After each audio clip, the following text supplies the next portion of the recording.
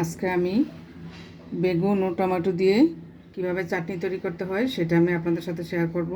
আমি প্রথমে বেগুনে হলুদ এবং লবণ দিয়েছি। এখন আমি এগুলি মাখিয়ে নেব। মাখিয়ে আমি চুলায় একটা প্যান বসিয়ে দিয়েছি। এখানে আমি একে একে বেগুনগুলি সুন্দর করে ভেজে নেব।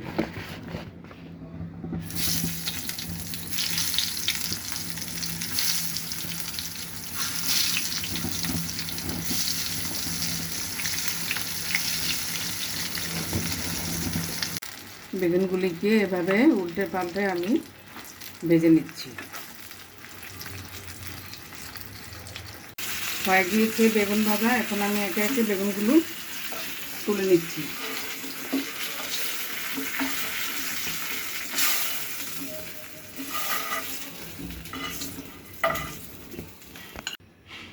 চুলায় একটি প্যান বসিয়ে দিলাম। পরিমাণ মতো একটু তেল দিয়ে দিচ্ছি। দিয়ে দিচ্ছি পেঁয়াজ। এখন আমি এগুলোকে একটু ভেজে নেব।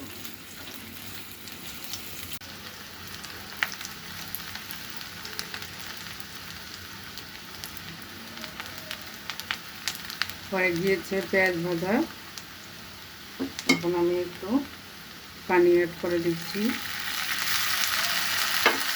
একে একে হলুদের গুঁড়া, ধনিয়ার গুঁড়া, মরিচের গুঁড়া, একটু জিরার গুঁড়া দিয়ে দিলাম পরিমাণ মতো।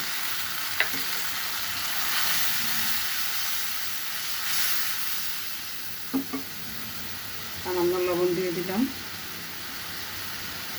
এখন আমি এগুলিকে একটু কষিয়ে নিচ্ছি। কষানো হয়ে গিয়েছে। এখন আমি বেগুনগুলি দিয়ে দেব।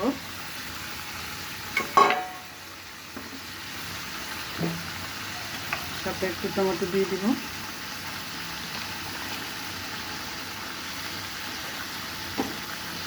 দিয়ে দিলাম 3টা কাঁচামরিচ। এখন আমি এটাকে কিছুক্ষণের জন্য ঢাকা দিয়ে দেব।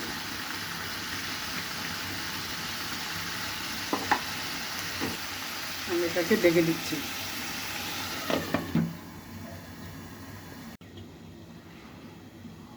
কিছুক্ষণ পর ফিরে এলাম। এই যে আমার টমেটো প্রায় সিদ্ধ হয়ে গিয়েছে। এখন আমি এই রান্নাটায় একটু চিনি ব্যবহার করব। একটু হালকা চিনি দিয়ে দিচ্ছি।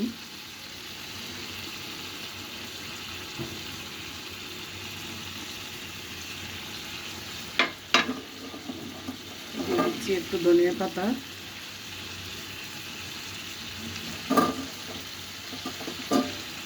আমি এটাকে ঝুলিয়ে দিচ্ছি, নাড়া দিতে পারবো না, নাহলে বেগুনগুলি ভেঙে যাবে।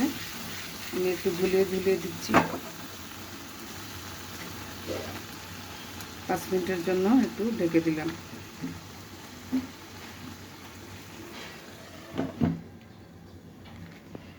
5 মিনিট পর ফিরে এলাম। আমার রান্নাটা প্রায় হয়ে গিয়েছে। দেখুন বন্ধুরা কতটা লোভনীয় হয়েছে। যে আমি আপনাদেরকে দেখাচ্ছি ঝুলিয়ে ঝুলিয়ে। এটা ভাত এবং পোলাওর সাথে খেতে খুবই ভালো লাগে।